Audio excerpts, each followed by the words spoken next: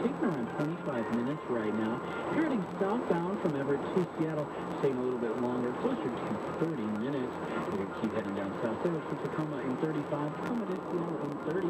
Our next northwest traffic is 644. I'm Sam. The News Radio 1000 FM 97.7 forecast from the Northwest Crawl Space Services Weather Center. It's only going to get warmer as we get into Sunday, but not by much. The overnight low temperatures are going to cool off with our onshore winds, patchy fog and low clouds around parts of the South Sound and also southwest Washington along the coast. Then we're going to clear out to the sun on Sunday. High temperatures will end up in the mid to upper 70s near 80 degrees. From the Como 4 Weather Center, I'm meteorologist Rebecca Stevenson. News Radio 1000 FM 97.7.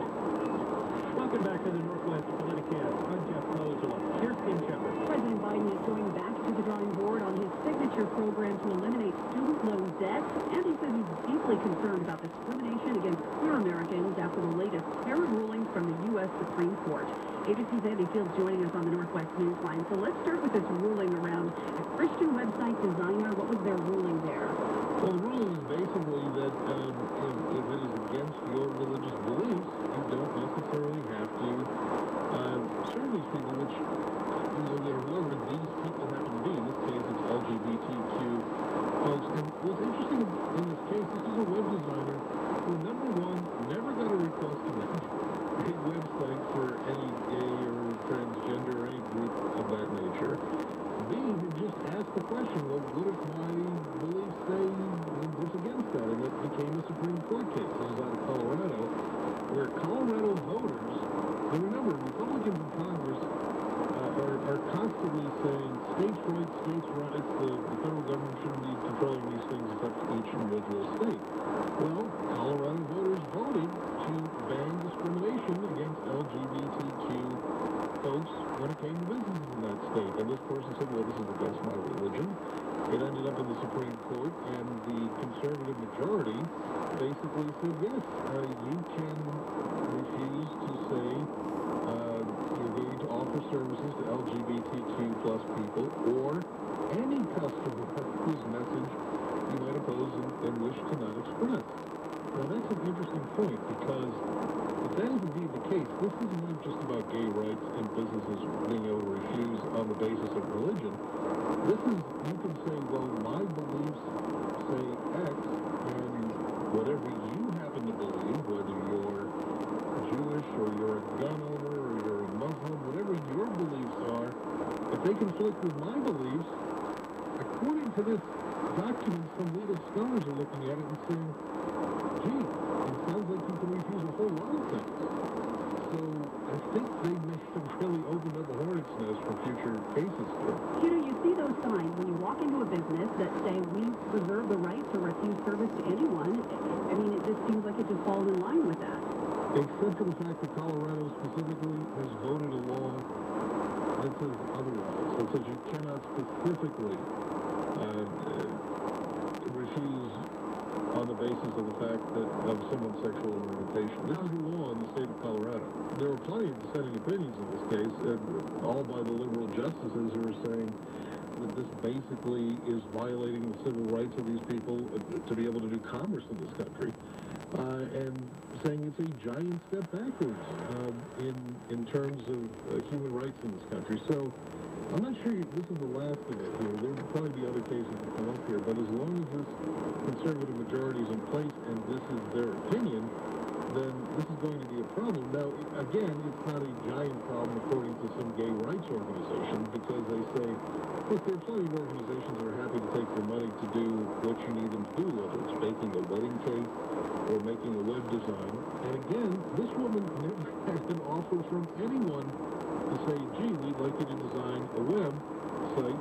She basically just said, well, what if I have to take this business? What do I do? And that's how it ended up in the Supreme Court. I think it's so interesting, too, because we had the situation here in Washington State with Arlene's Flowers, where there was a flower designer who didn't want to take business from a gay couple who wanted to get married and wanted flowers for their wedding. And the state Supreme Court ruled on the side of the couple who wanted the flowers. And Arlene's Flowers actually is still running, but they have a new owner now. The person who was a part of that lawsuit is no longer the owner of Arlene's Flowers. But the U.S. Supreme Court declined to hear that case, but they decided to take this case out of Denver, where there's nobody who's actually being harmed. I find it interesting that they would choose that case to consider. Yeah, it's a head scratcher, and we don't know the answer to that here because the whys, when they just decide not to take a case, don't have to be told to us. They just kind of say, no, we deny that case, and it goes back to the lower court.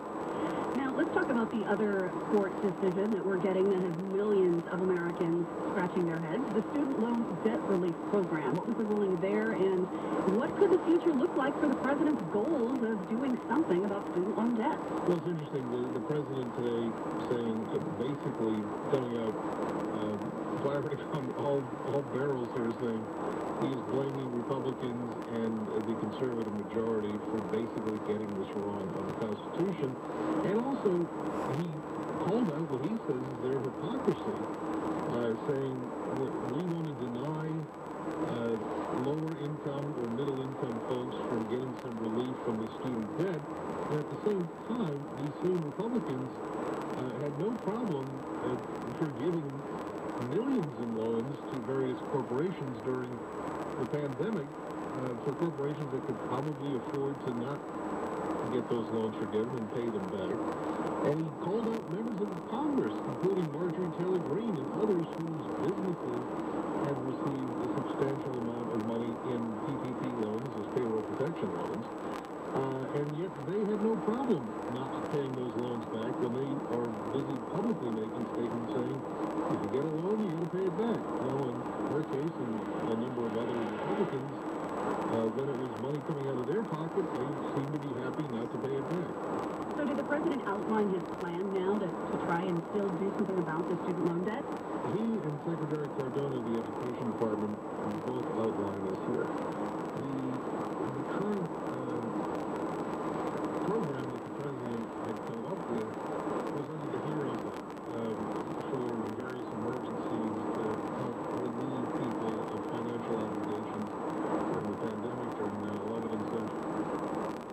This is different now. He says, okay, well, if that didn't work, we're going to use an older law.